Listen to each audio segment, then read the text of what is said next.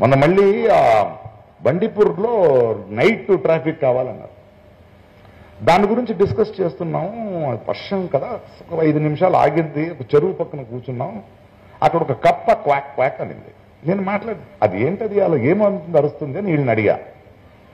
ప్రకాష్, నీకు వినిపిస్తుంది, ఇది వినపడిన వాళ్ళకి నేను ఎలా చెప్పాలి అంటే, అది ఈ టైంలో తన గర్ల్ ఫ్రెండ్ ని పిలుస్తోంది.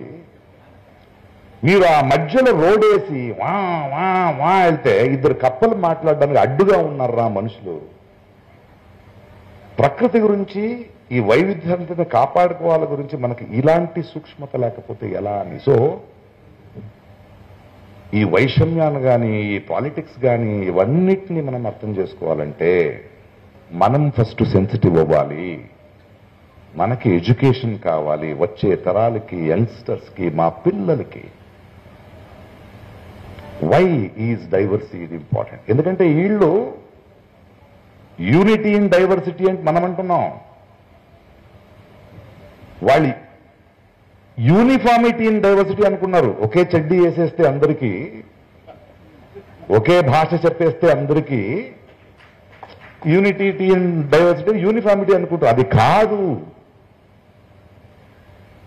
అది కాదు. ఒక కప్ప గురించి ఎందుకు ఆలోచించాలంటే, ఈ యావత్ ప్రపంచం వికాసంలో, మనోవికాసంలో, ఈ నేచర్లో ఓ కప్ప బ్రతకడం ఎంత ప్రాముఖ్యత ఉందో అంతే ప్రాముఖ్యత మనిషికి కూడా ఉంది. All of us are equal. Minority majority అనేది లేదు. కానీ వీళ్ళకి మెజారిటీ ఉంది. వాళ్ళకి అర్థం కానిది ఏంటంటే, మెజారిటీనే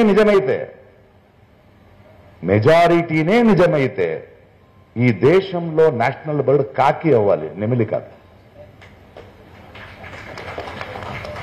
నేషనల్ ఎనిమల్ ఆవు అవ్వాలి, టైగర్ కాదు. ఎందుకు నెమిలి?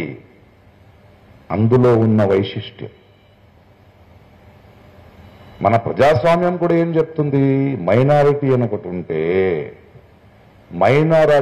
మైనారిటీని కాపాడేది మెజారిటీ కర్తవ్యం. మెజారిటీ వాళ్ళ కర్తవ్యం. It is their duty. That is when we will hold on to this వైవిధ్యత. దేంతో 2 పంచతంత్ర కథలు చెప్పి నా మాటను ఫినిష్ చేస్తా. ఇప్పుడు మనం అర్థం చేసుకోవాల్సింది, ఈ దొంగలు, అజెండా ఉన్న దొంగలు, బయట నుంచి వచ్చేవాళ్ళు. రెండోది, మనల్ని అమ్మే దొంగలు మనలో ఉంటారు. మొదటి కథ ఏంటంటే, ఈ పాము ఉంది కదా, మన మహాప్రభులా కొంచెం ముసలోడు అయింది. అది వేటాడలేదు, ఇట్ కాంట్ హంట్.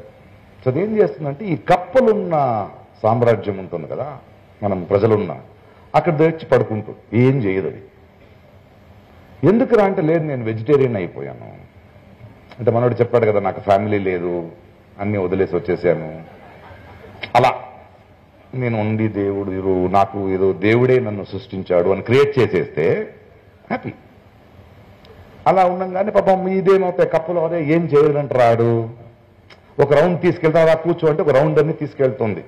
ఇంకో పాము, మన అమెరికా వాడు ఉన్నాడు కదా ట్రంప్, ఇదే రైట్ వింగే కదా, ఆడ చూసి, ఒరే నువ్వేంట్రా ఇంత హ్యాపీగా బ్రతుకుతున్నావంటే, మాయ చేసేసాను, హ్యాపీగా గంతులు వేస్తున్నారు, ఒక్కొక్కడే మిస్ అవుతుంది, వాళ్ళకి తెలియట్లేదు అన్నాడు. అలాగే చంపుతారు. ఇంకొకరు ఉన్నారు, మన సౌత్ ఇండియాలో వాళ్ళు లేరు కదా, వాళ్ళని ఇక్కడ తీసుకోలే వాళ్ళు ఉన్నారు. దానికి ఒక్క కథ ఉంది పంచతంత్రంలో. ఒక చిన్న బావిలో కప్పల సామ్రాజ్యం, హ్యాపీగా ఉన్నాయి అవి. ఆ కప్పలకు మాత్రమే ఆ బావి నుంచి బయట వచ్చి లోపల వచ్చే దారి తెలుసు. అందులో ఒక కప్పని మిగతా 4 కప్పలు కొంచెం ఏడిపించాయి. ఆడికి జీవితంలో విరక్తి వచ్చేసింది. మీతో ఉండను, నేను ఇక్కడి నుంచి బయట వెళ్తానని ఆ దొంగదారి ఉంది కదా, అందులో బయట వెళ్ళాడు. బయట వెళ్తే ఈ పాము వస్తుంది అక్కడ. ఆడికి ఒక ఐడియా వచ్చింది, ఒరే నువ్వు నన్ను తినొద్దు, మా దగ్గర కొన్ని బాగా భోజనాలు ఉన్నాయి, నేను తీసుకెళ్తాను అంటే. ఓకే, వచ్చి ఆ దొంగదారిలో తీసుకొచ్చేసాడు ఆ పావుని.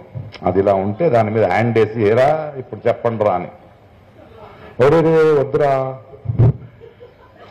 నేను కాదు ఆడిని తినేయి, వీడి మీద రైడ్ చేసేయి, వీడిని లోపలేసేయి, ఇప్పుడు ఎళ్ళంటే ఎందుకు వెళ్తానంటుంది ఇది.